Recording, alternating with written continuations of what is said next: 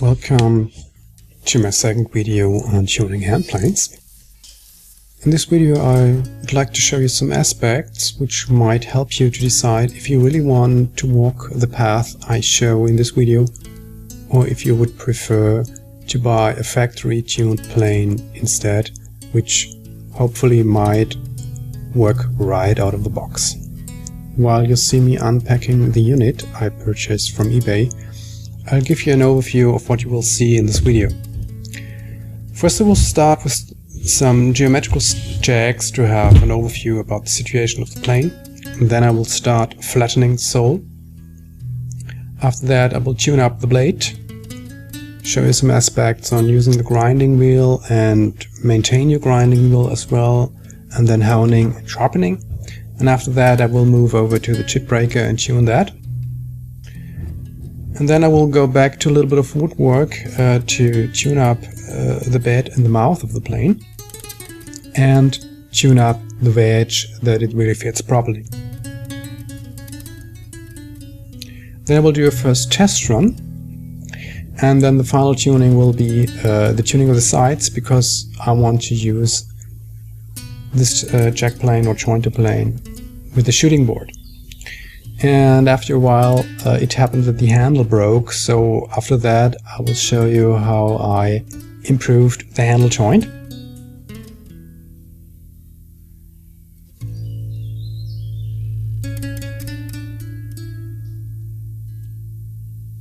You can find a table of contents in the post below the video with timestamps in it, so you can click and jump on a specific part of this video if you are more interested in a specific topic.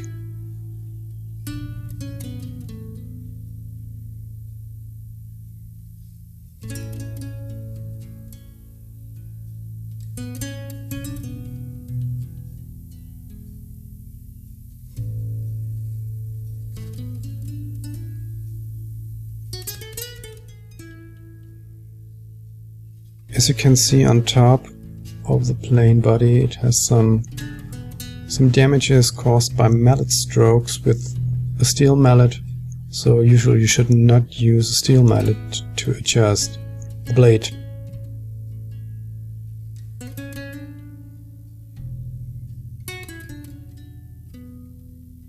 Now I show you the geometrical situation on the sole, and then you can see it's concave and it has no contact to the workpiece in the area of the mouth, the most important part.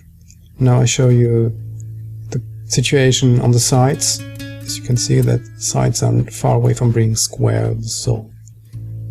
The sides themselves are not straight. As you can see, the right hand side is convex and the left hand side is concave.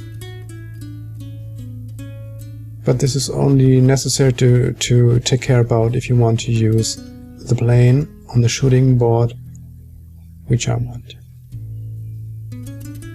Now I'm checking the blade, the file, because this is a tipped blade. So a hardenable steel plate is fire welded on top of a soft steel body.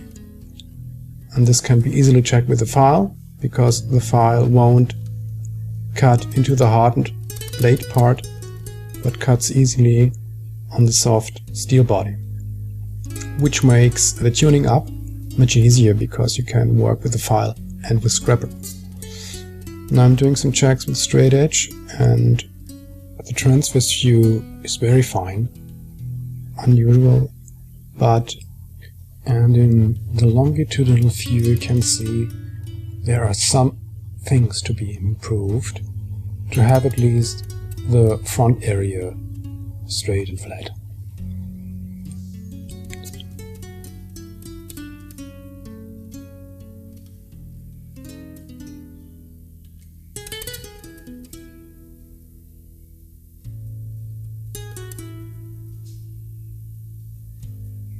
The bevel needs some hollow ground before actually sharpening the blade.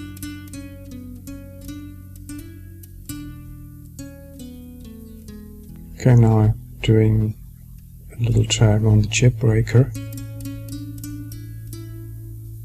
because the front edge of the jib breaker should be really flush with the front part of the blade. And the back side should be straight or flat, at least at the area where it is in contact with the wedge. There has to be done some tuning as well. Now I give you a short comparison why I purchased this jointer plane. On the right hand side you can see a standard Urmia jointer, and the purchased one on the left side you see it's much smaller and lighter, and so it's easier to work with on the shooting board.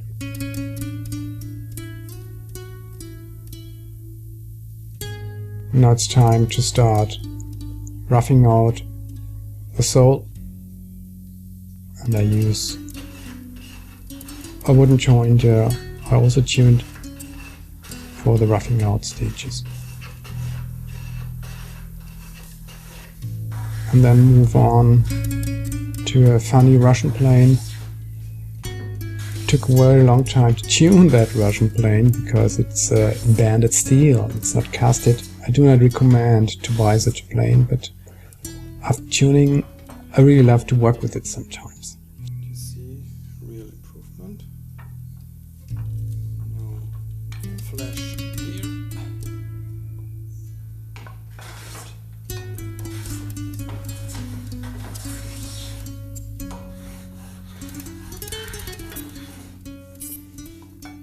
Now I move on to a block plane for finer cuts, and I always cross check with straight edge to see if I really cut at the right areas of the sole. As you can see, I'm doing interrupted cuts now and do not move the plane of the whole surface. Now I show you the first touching image, so it's easier to see if I have a touching plate, which areas really have contact with the touching plate, and so you can remove very specifically only the high spots. And as a touching color for wood I use just a pencil or graphite if you prefer. The second stage, you see some more spots, some improvements, but it can be improved anyway. Now I adjust the blade to a finer cut and only cut the high spots.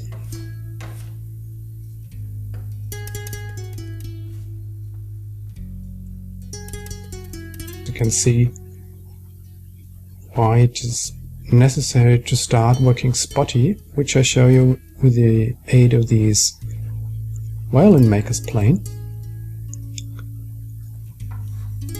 So I can do short strokes and cut very selectively only the areas that need to be cut. I'm doing some adjustment of the blade to have a very fine cut. And after some steps with a violin maker's plane, I'm using a scraper to do the final very fine cuts to get as much contact points on the surface as possible. The scraper is a recycled file forged to a kind of shape and hardened, so it can be used for scraping wood and scraping metal. And how I use it scraping metal you can see in my first video where I tune up a 9.5 type block plane. As you can see, much more contact points in the beginning, and sometimes it is advisory to cross-check the touching image with a straight edge, because sometimes so-called touching errors may occur, which lead to a misinterpretation of the situation. Of course, you could really stop at this stage, but maybe I give it some more just for the pleasure of this video.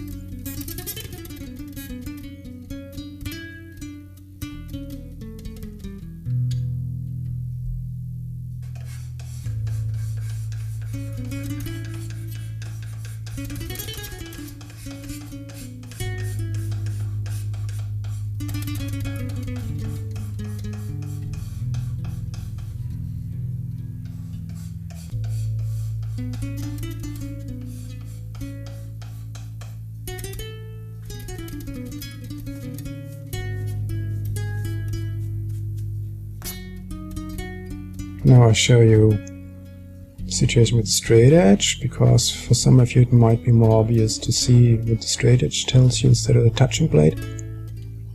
But the touching plate gives a two-dimensional image, while the straight edge gives only a one-dimensional image. And as you can see, dark spots all over, and so I can start working with the next pieces that need a tune up.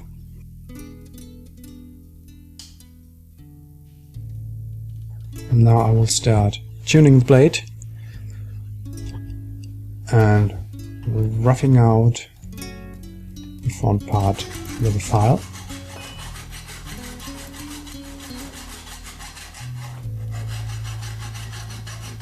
As you can see, I change the direction of cutting frequently.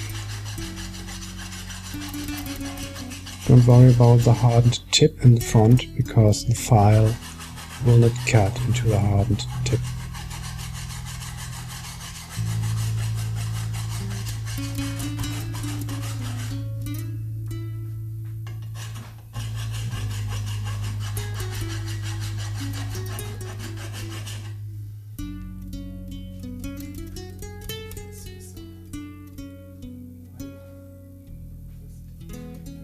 As you can see, nothing happens when I move over the hardened chip. Only at the soft part of the blade body I can remove material with the file.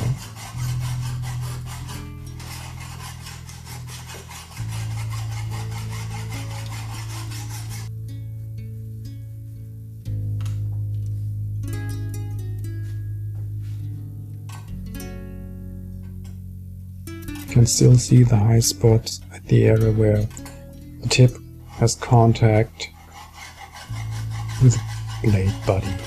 Now move over to the back side and to rough out the file before moving over to the scrap.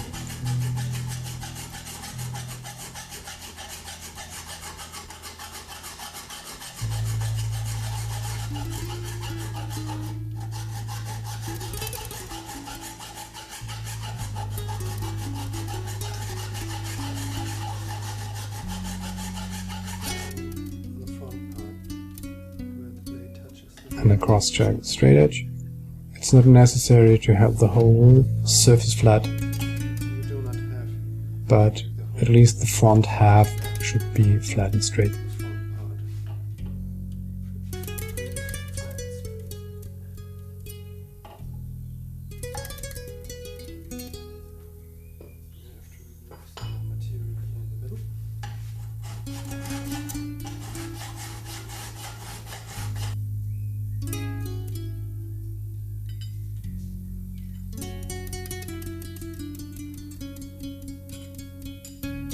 So really improvement, achieved with the file, and now move over to a much finer file.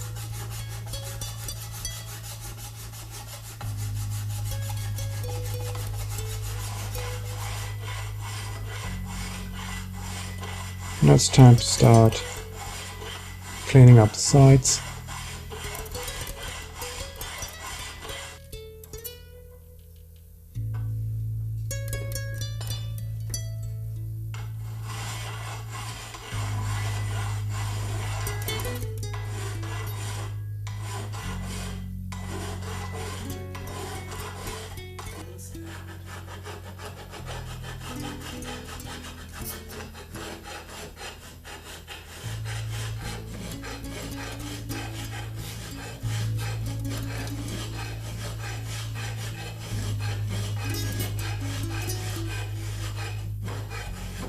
Cleaning out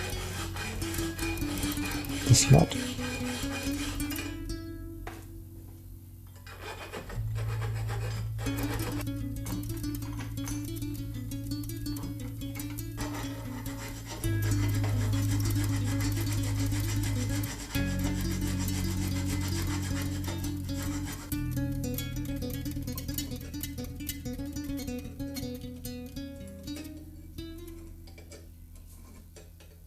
using a triangular scraper to clean out the board.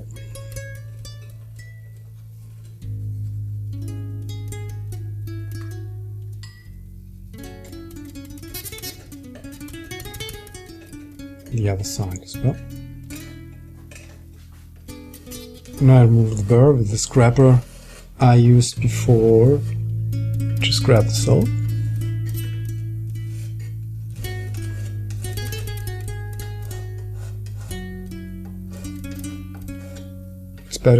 It's better to do that with a scraper instead of a file, because it could cause damage to the teeth of your file if you use that for removing burr. Only if you have an old file which you just use for that purpose, you should use a file for this operation.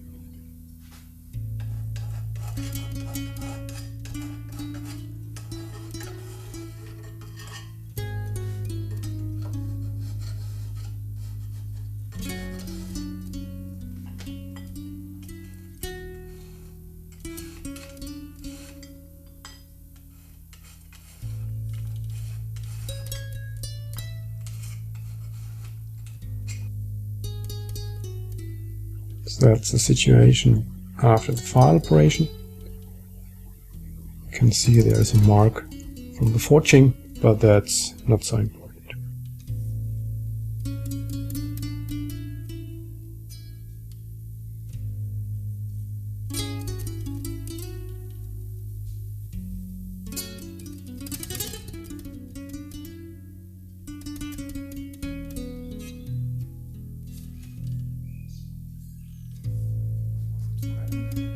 Now it's time to touch the back part and scrap it to higher accuracy, because I want to use it as master to tune up the mouth in the next step.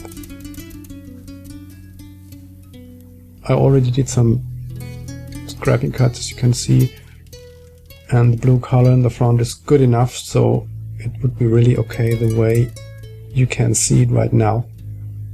But for the purpose of this video and to give you a better imagination why scrapping is such an important technique, I will improve that with some more passes with the scraper.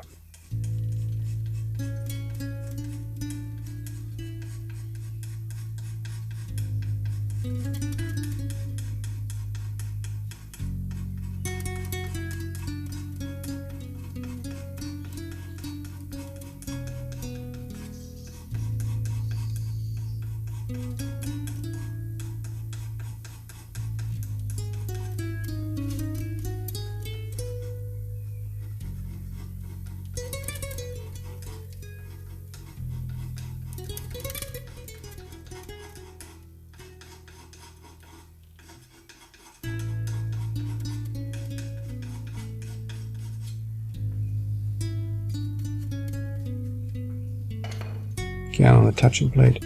Usually I will clamp the touching blade into a vise with a wooden block, fixed very softly with a blade, but for easier filming and not always to need to readjust the camcorder, I keep it visible by just laying it on the top of the bench.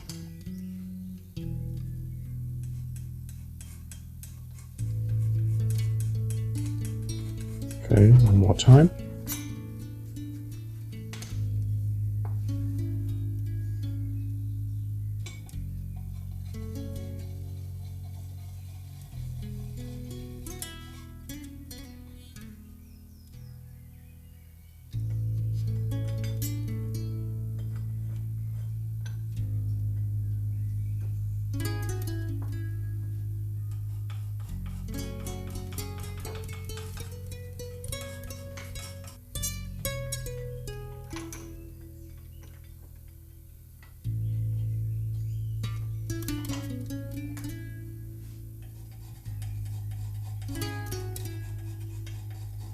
And now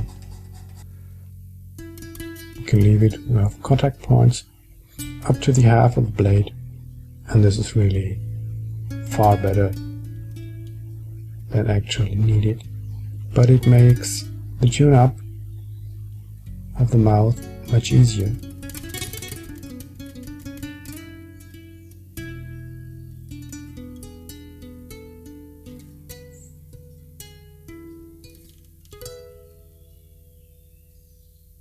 Now it's time to start working on the tip, and before I actually hone the blade, to make it flat and then give it a mirror image. Most of the time before I start using my stones, I use two stones of similar type and rub them together to keep the stones flat and sharp. This reduces the maintenance time for your stones intensively.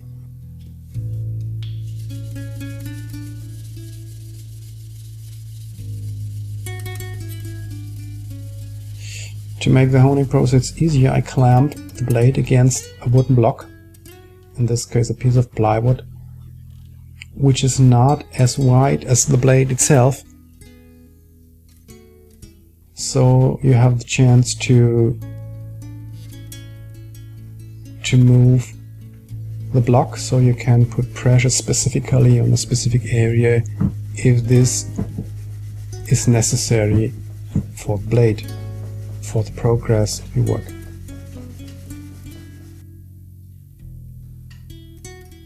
But as you can see, I have to take out material in the middle, so I keep the wooden block in the middle of the back. With the aid of the block you can give much more pressure to the stone, and your work and the progress of your work will be much faster. Now I move over to an Arkansas stone to start with the polish.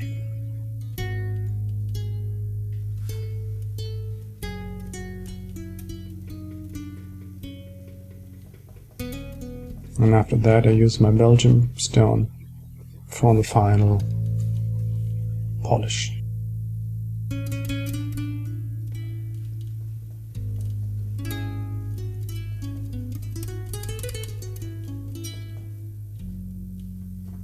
Give it some water. I'm using the ionized water of my dehumidifier.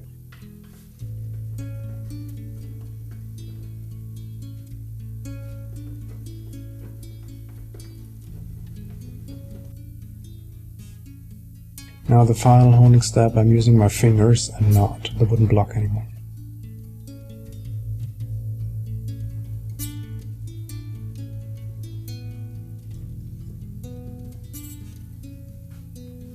Now I can see the mirror image on the tip blade.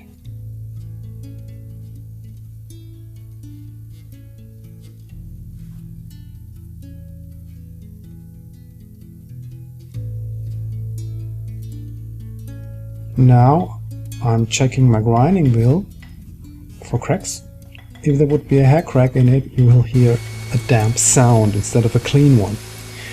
I start up with a broken piece of silicon carbide to give the stone a really cylindrical shape,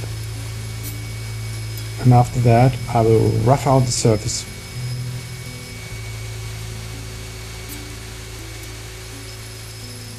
It breaks out crystals so that the grinding wheel will not burn. Now I show the hollow grinding of the blade without any aid, because I want to show you that you can grind many minutes without interruption, without dipping it into cold water, if you keep your grinding wheel clean and sharp. You need some practice to stay in the grinding wheel groove, but it really is not something magic, it's just a matter of practice. And as you can see, even after some minutes of grinding without interruption, I can still touch the front part of the blade without burning my fingers. And if the blade centers itself on the grinding wheel, and only very little pressure should be given to the blade, there's no water grinding wheel needed or interruption by cooling. You can really stay in the groove until the sparks start to flow over the blade edge, and the rest has to be done by hand later on. And as you can see now, the sparks start to flow over the edge, and anyway the blade will not be burned, and that's the most important part. And as you can see, I can grind many minutes in one go without interruption, and still can touch the front of the blade without burning my fingers. Now this operation is ready, as you can see. The rest has to be done on bench size by hand.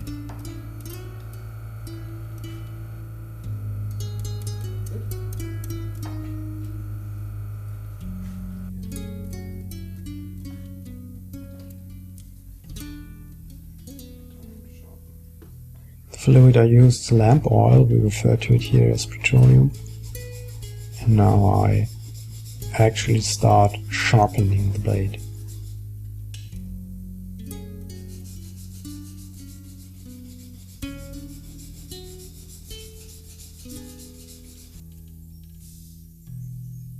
And very quickly, as you can see, I got two flat surfaces, and now I can move over to a finer stone. In this case, my Belgian.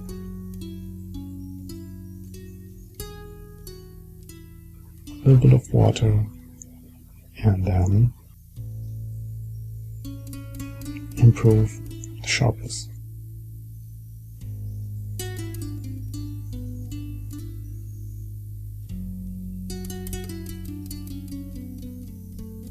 And a little bit on the mirror side to remove the burr.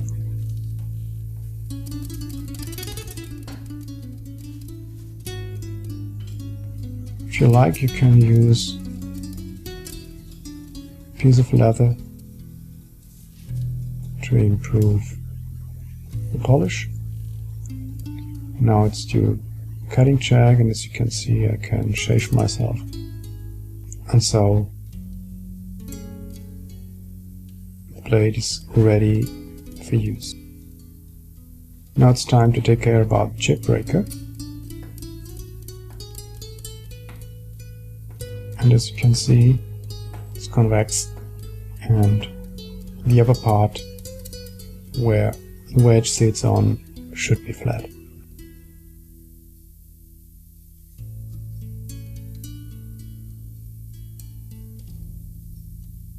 There's still some varnish on it.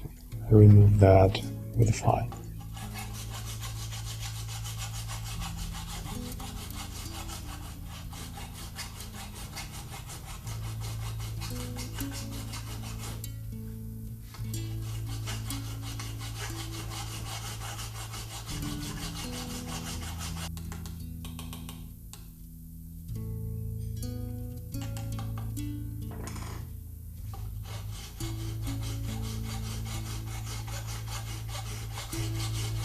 Cross-checking with the straight edge.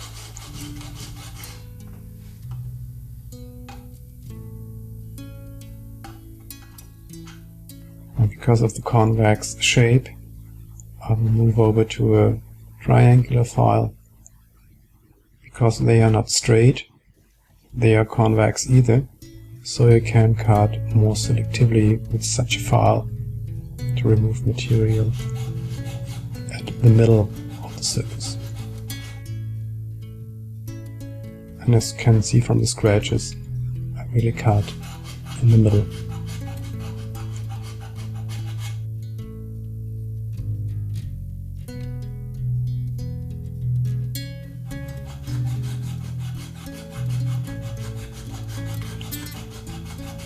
For wood carvers, my viewers, I show you something which you maybe do not know. It's possible to chisel steel as well.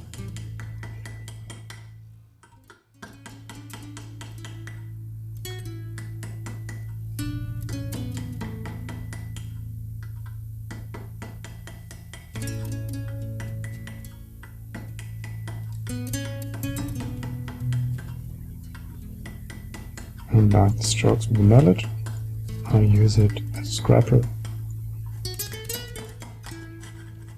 or as a shaper if you like.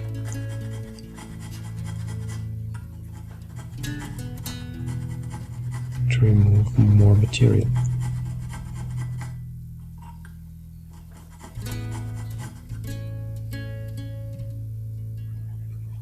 Slightly convex, so I can remove much more material in the middle.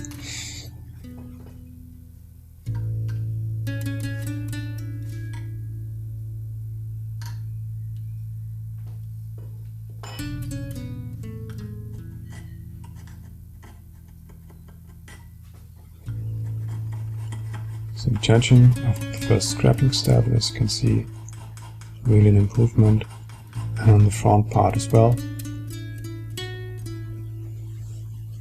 So the chip brake is ready for use. Doing some checks at the fitting between the blade and the chip breaker.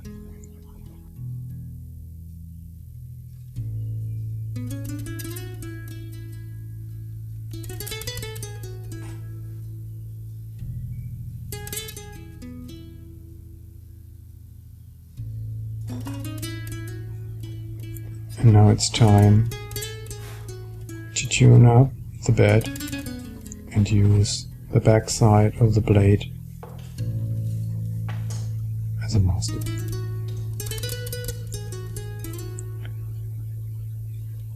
I wanted to show you the tuning of the blade in one go, but as in this stage the blade was not sharp, so I did the sharpening operation later on. But I think it's better for you to have an imagination what's going on if I show you the metalworking parts separately from the woodworking parts. And now I'll use my scrubber to remove the high spots, shown to me by the blue color, which is Prussian blue. But you could use a pencil as well.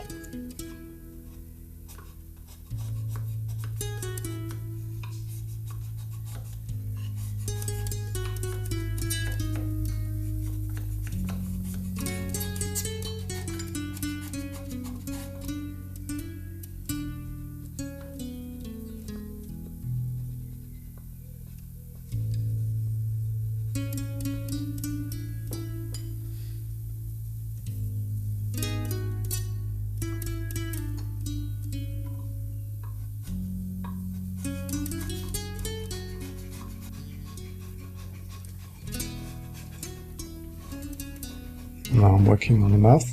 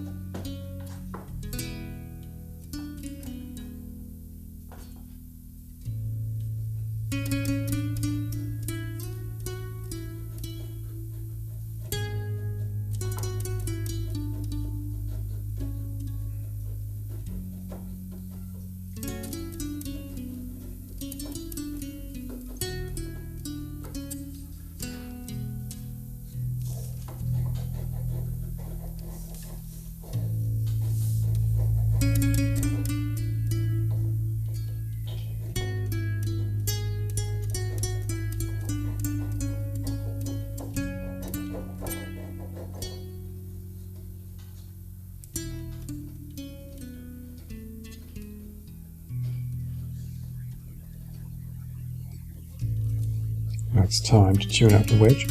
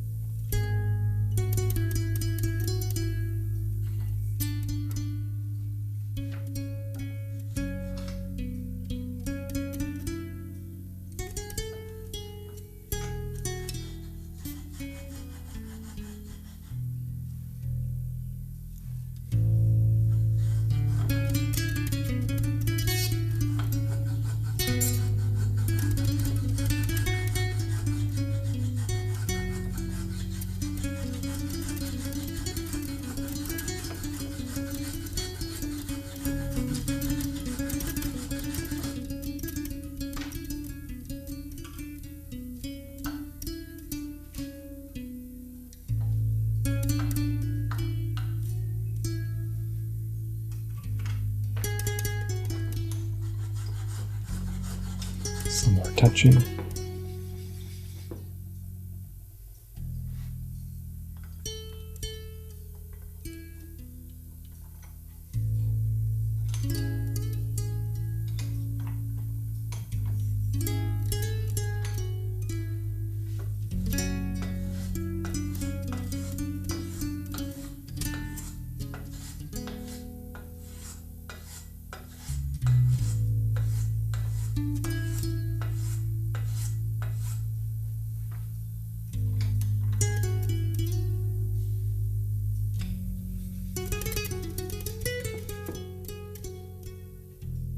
Now start getting contact points in the most important part, which is the front part that really presses the blade against the frog.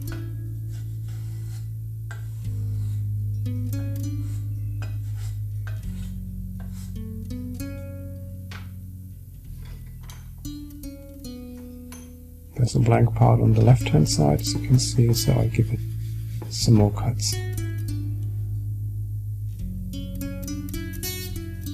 I'm cutting very selectively, as I would do with a scraper as well. Sometimes it's handy to hold the blade and the workpiece in your hands.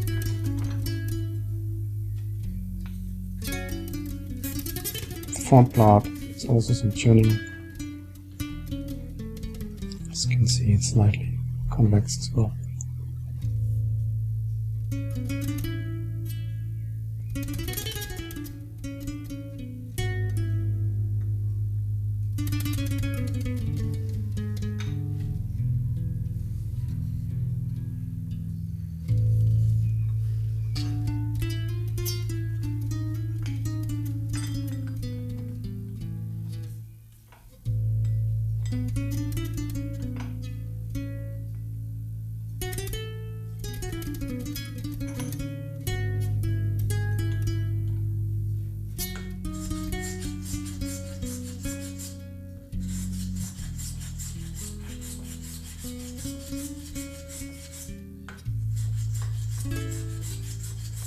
Trying to tune out the sides a little bit.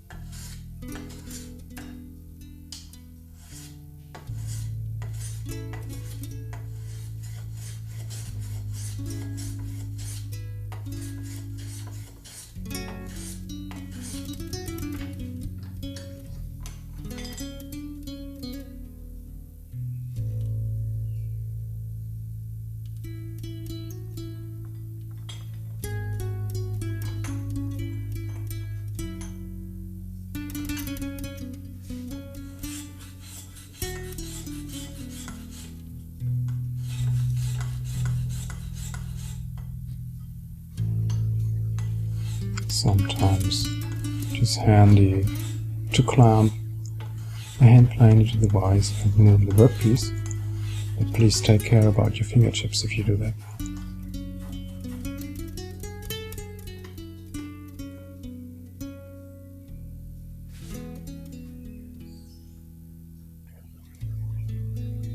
Now, the wedge only needs very little force to hold the blade in place.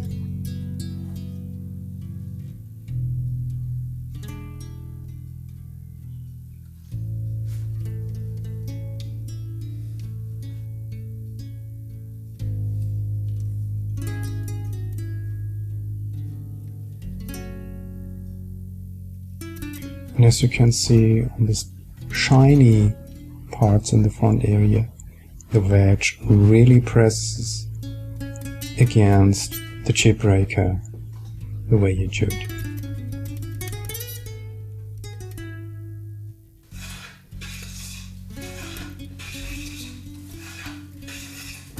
And I'm doing some test cuts.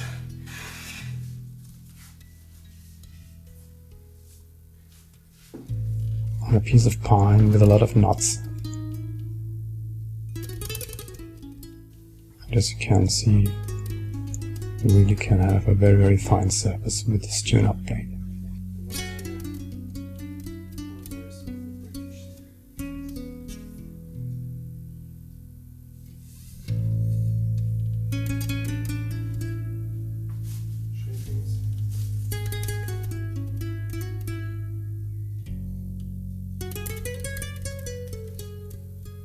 Now I'd like to see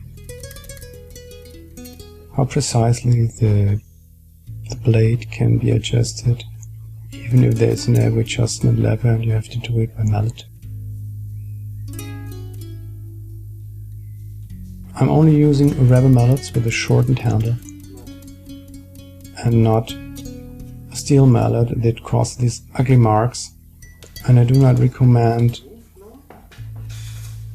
to use the mallet on the upper part of the plane instead of the back part. It causes much less damage to the plane body. Now we have 0.2 millimeters and it's time to start to move over to the micrometer to see how fine the shavings can be that are created with this tuned plane.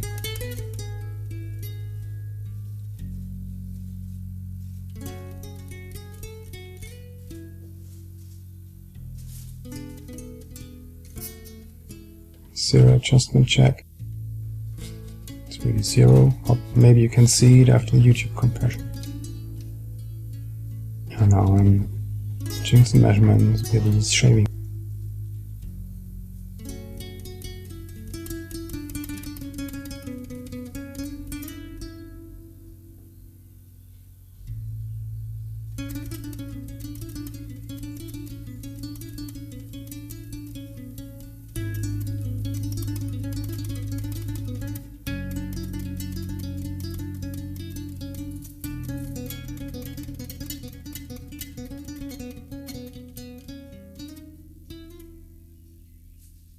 And this first measurement was 1.07 millimeters.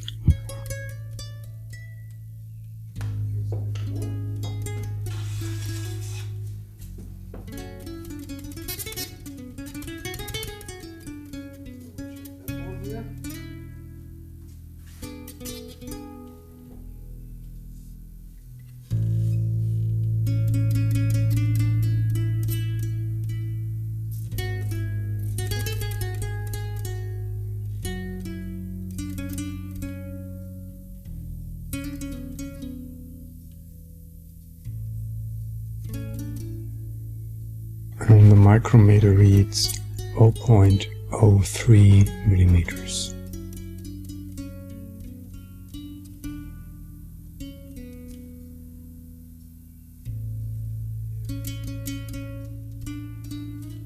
And I give you a detailed view of the plain board. You can see no tear out at the knots, and this is very fine. And of course, a very critical check is the cutting of end grain, which I show you right now.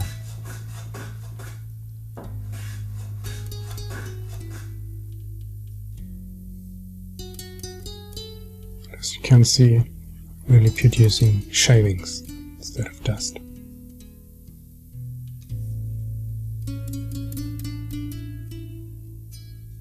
And now, after some time of use, you can see the handle broke because it has no real joint. It was just screwed on top of it with a little bit of glue in the middle, as you can see. And so I'd like to do an improvement here as well. And here you can see the mallet marks again. And this is a chance to remove the mallet marks as well. And as you can see, after some weeks of use, a little bit of change in the geometry of the sole is visible. It became slightly convex, as you can see, and needs some rework. But this is shown in the first part of this video. So usually the tune-up to the final accuracy I do not do right at the beginning. I first leave the plane a little bit of time in the new surrounding of my workshop. I actually scrap down to the final accuracy. But For the better demonstration of the techniques, I showed them in one go. Change to another cutting direction and then remove the damages on the upper part of the plane.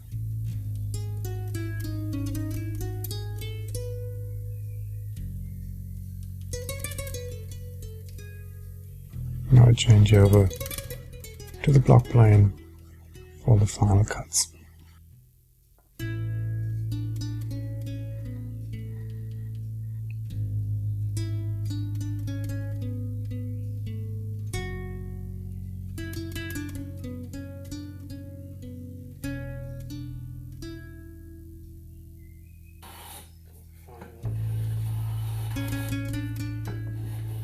Cross-checking the straight edge. The back part of the plane body needs some accuracy because this surface will be the guiding surface for the router, and I want to route in a slot for the handle on the back part to have a kind of tenon mortise joint between the handle and the body of the plane. And no fiberboard screws needed anymore. Slightly concave still, as you can see, but for a quick plane operation, really an improved accuracy.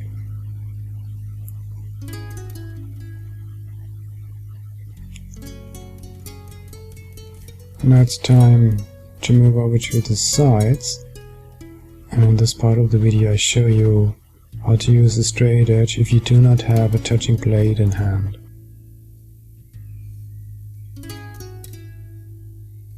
I'm doing some marks at the highest spots where no light is coming through, but do that in different directions, and also mark the high areas, and of course to check the squareness as well.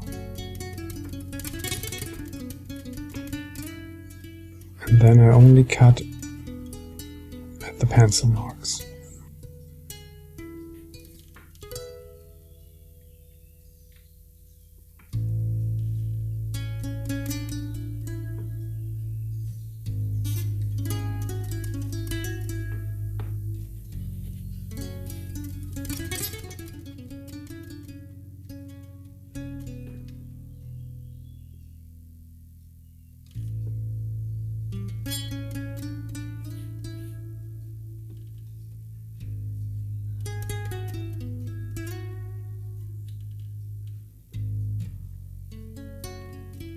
So as you can see, I'm checking 3 directions. Then I only remove material where all these 3 pencil marks meet. And I already did the routing operation and do the final workout with the chisel.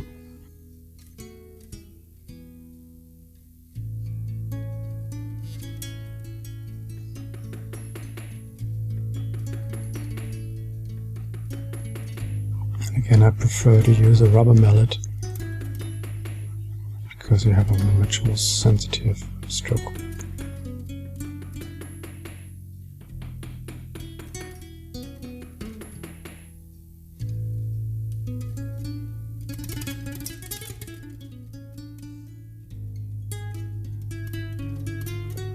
And then the final stage is with the scraper.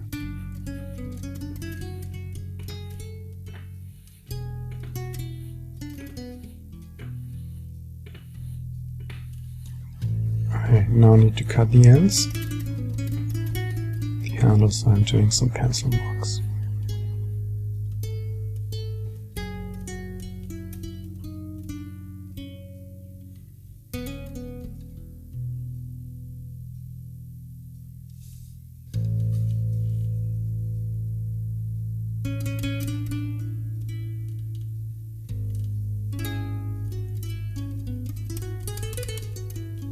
Now I show you how I route the handle with a Dremel type router and my self-made router base. Pressing in the router bit to the correct height. And then I remove the base carefully, not to touch the router bit, and then tighten the screw. And this is why I have the correct height adjustment for the routing operation. Now fitting in the base again and screw it against the motor housing.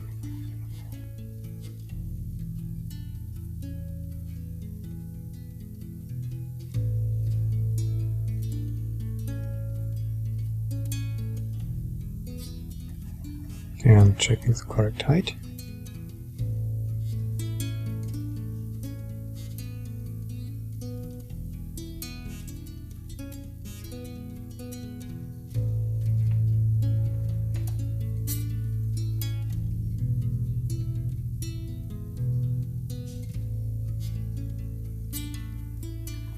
And then just the router guide.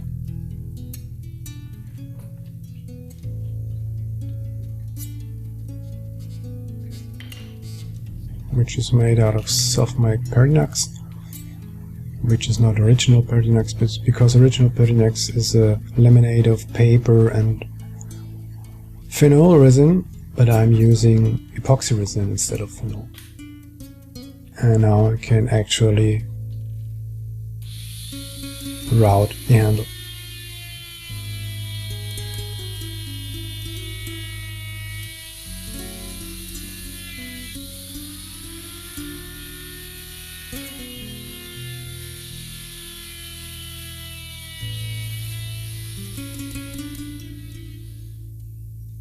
Now I'll show you a little gimmick which might be of help for you if you just like fiberboard screws in wood. These wood screws are only used to glue the handle in place. You can remove it and drill in a tapered hole .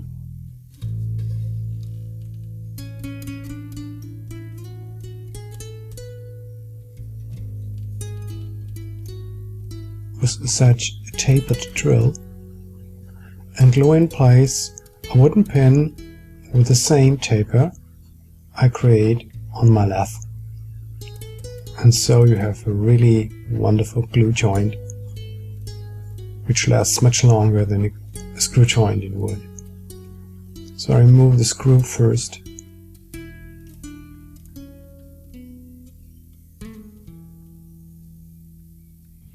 And then create a tapered board.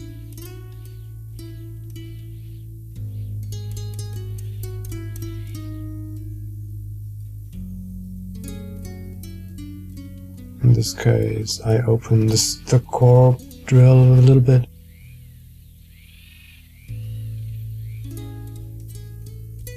So that the tapered drill drills much easier.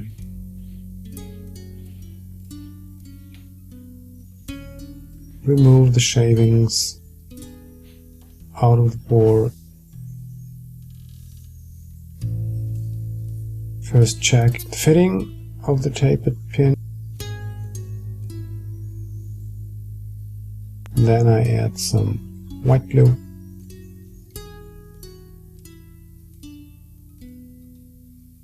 And glue the tapered pin in place.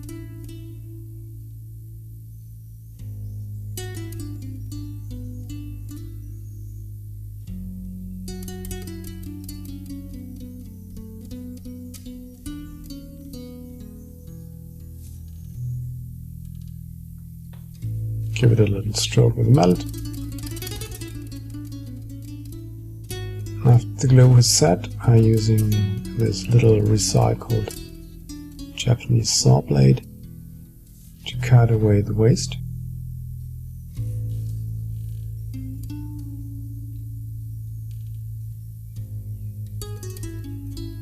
And then carve the pin and scrub it flush with a handle. I'm using a soft to wait for the pins because it presses much easier into the joint. It can be more easily carved afterwards.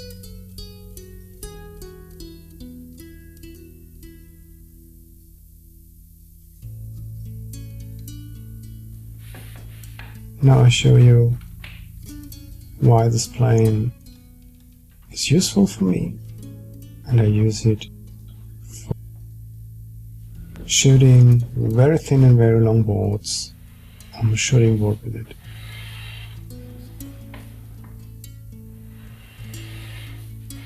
I hope you liked my video, and again, if you like it, give me a like. If you like, write a comment. And I really like to say thank you for the time, for watching my long video. And I really like to see you again.